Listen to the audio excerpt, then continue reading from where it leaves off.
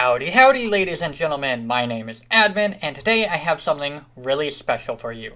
That is Moar Swords version 2.0. Moar Swords is by far my most popular data pack, with over 150,000 downloads of the pack, and 51 swords added to the game. Version 2.0 changes the way that I detect what sword you are using to be much more efficient than it used to be. You can learn how to fix swords crafted before version 2.0 to work in version 2.0 by going to the following timestamp on your screen right now. This update also does a whole bunch of bug fixes. You can learn about those at this timestamp. And without further ado, we're going to jump into a showcase of all 51 swords. I'll put the recipes up on the screen as I discuss the sword. So to get started, we have the breadstick. Right click with this to eat a bit of it and get a hunch of your hunger restored. It will use a bit of durability in the process. The Ender Diamond Sword will teleport you in the direction you are facing. It does have a bit of a cooldown and a limited range of around 15 blocks. The Enderman Sword will teleport you randomly and has a bit of a cooldown as well. The teleportation is centered based on where you started and can only go around 15 to 20 blocks in any given direction. The Totem of Undying Sword is essentially a Totem of Undying mixed with a sword. You can use it as a sword, but it will also save your life in a death situation. The Magic Sword is a Zelda-inspired Master Sword. When at full health, you can shoot laser beams of death, and it is extremely powerful. It's also disabled by default. You can turn it on in the settings. The Experience Sword and the Experience Star Sword will give you XP when you hit a mob for the first time. The XP Star Sword gives a little bit more experience and is more expensive. The Star Sword is an OP weapon that can be swung very quickly. It is the most powerful sword in the pack. The Stick Sword is a training weapon. It will not deal very much damage, but can be used for doing PvP training with your friends. The Soil Sword gives the blindness effect to creatures that it hits. It doesn't work very well on mobs, but does work nice on players. Besides that, it deals very little damage. The Wet Sponge Sword deals almost no damage to regular mobs, but to mobs that are water phobic, such as an Enderman, it will instant kill them.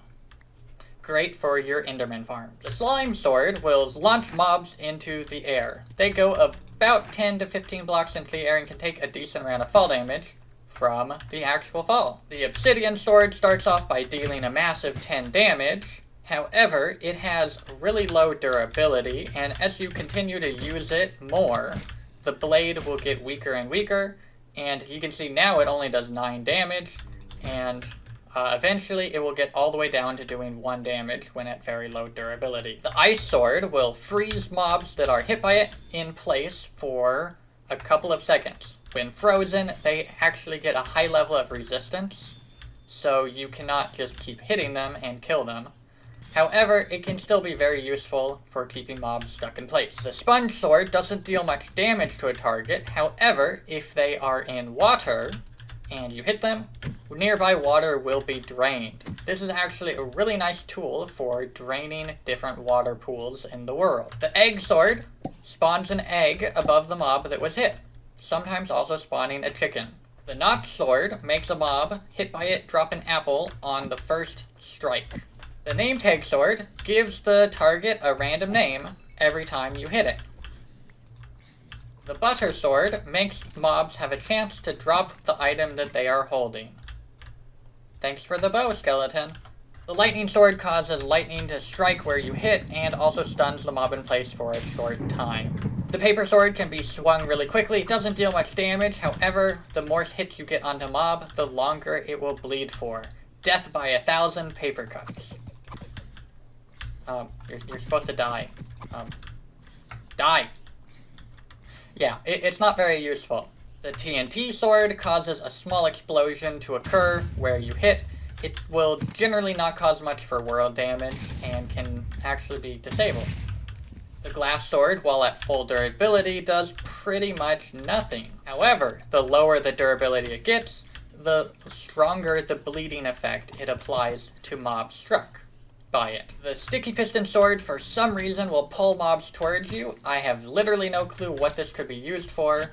However, it's kind of cool. Inversely, the piston sword will deal high knockback to mobs that you hit. Great for getting the creeper out of your face. Not that those are creepers. The magma sword has a chance to light foes on fire. It's a pretty good chance, and it works on players as well. Not 100% though, so not quite as good as just a fire aspect sword. But the flame does last a bit longer than fire aspect 3. The honey sword can be swung very slowly, but when you hit a mob with it, they will be honey slowed. While honey slow, they are very slow, and they leave a trail of honey behind. The glowstone sword, if it doesn't kill its target, will make it illuminated. This allows you to see it anywhere in the world, even through blocks. Kind of useful, especially for player versus player situations where the opponent is trying to run away from you. The swordfish, besides being an amazing pun, has a chance to poison the target. It's not 100%, but you can see we just got it there.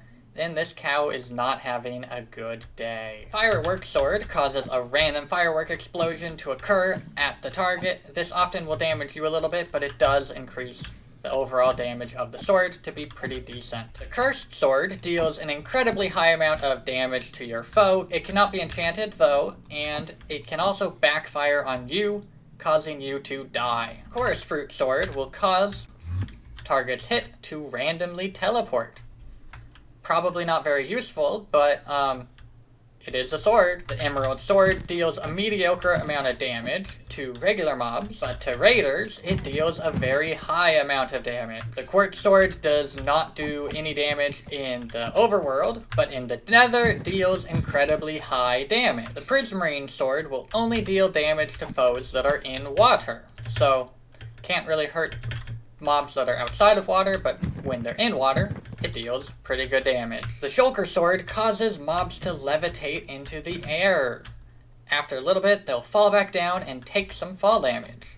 The backstab sword can be swung fairly quickly and deals fairly low damage. However, if you get behind a target, you can backstab them, dealing massive damage. The invisible sword doesn't show up in third person, meaning other players will not know you're holding it.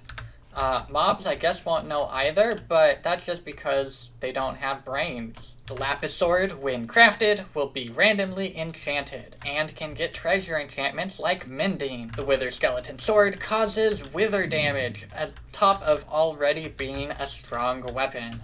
This is one of the strongest swords in the pack. The loot sword has looting 5. This cannot be transferred to other swords, however, it is a very useful sword to use at your mob farms to get extra mob drops. The all or nothing sword will kill any mob that has under 15 health. A husk has 20 health, so my first 5 hits are only going to deal half a heart, but then my final hit will deal 15 damage. For players, this was adjusted to only work if they are under 5 health. The Nautilus sword doesn't deal very much damage to mobs that are outside of water. However, if I am in water and hit a mob, it will take some extra damage, as you can see. The Rainbow sword, besides just looking fabulous, will drop a random die on the first time you hit a mob. This can be interesting to use at your mob farms, because you can essentially make a die farm out of a mob farm. The God Sword does 50 damage and is blatantly overpowered. It is disabled by default, but you can turn it on if you want to ruin your gameplay, I suppose. The End Crystal Sword will deal an exponential amount of damage to mobs. So the first hit is going to deal 1 damage, then 2, then 4, then 8, and that's likely going to kill the mob. But it would keep to increase, so it would go 16, then 32. It is great for taking out bosses like the Wither. The Critical Hit Sword has a chance to land a critical hit on a mob. It does a little bit less damage than Iron Sword, but when the critical happens, it will deal massive damage. It's a fairly low chance though, so we're not necessarily going to get it right away. Please, critical. There we go. Critical hit. The Poison Sword, much like the Wither Sword, deals poison. However, not all mobs can be affected by poison, so we'll need to summon a poor cow to get poisoned. The Darkness Sword only works in darkness, so right now you'll see when I hit a mob, it's only going to deal 1 damage. However, if I go down into this cave where it's darker, and I hit the skeleton from earlier, you'll see my damage jumps up to 8, and if we're in full darkness, sorry if you cannot see, the damage can jump all the way to 11.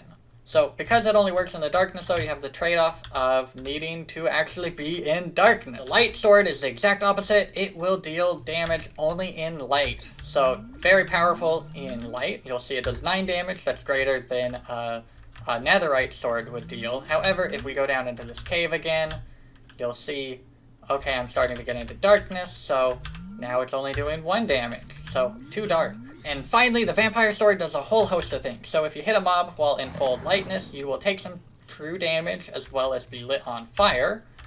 But the mob in question is going to take some bleeding damage, as we can see here.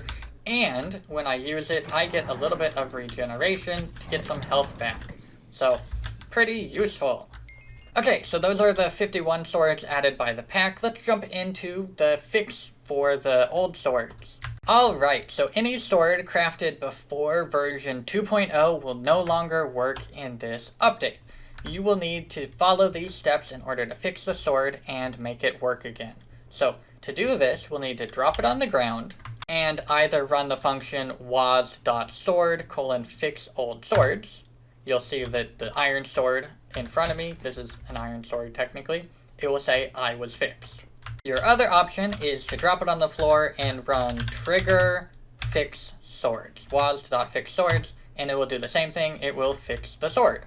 Cow, you're in the way. Oh, yeah. You'll need to do this for every sword that you crafted before it. However, you can do them more than one at a time. It doesn't matter how many swords you have, just throw them all on the ground, run either the trigger or the function, and you will be good, and then they will work.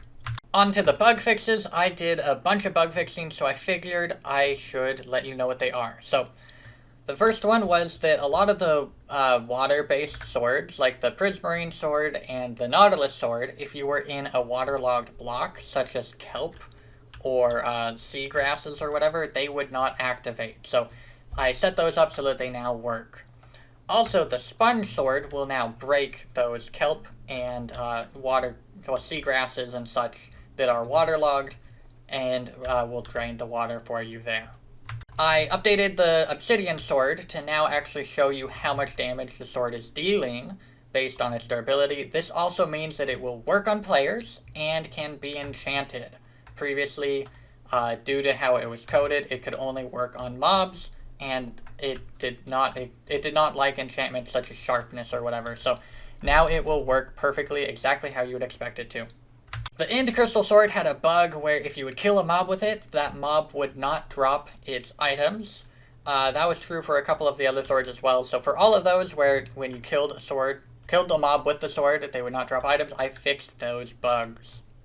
The breadstick was changed, it was nerfed. You now have a longer cooldown on it. You used to be able to eat incredibly fast with it, and now it uses a lot more durability when you're eating. 2 durability instead of 1, so you can only eat it half the amount of times. You can, however, still enchant it with Unbreaking 3 and Mending to repair it. And that's because the final change that I made was a fix to my Unbreaking system for items that needed to be damaged by my code rather than actual game stuff.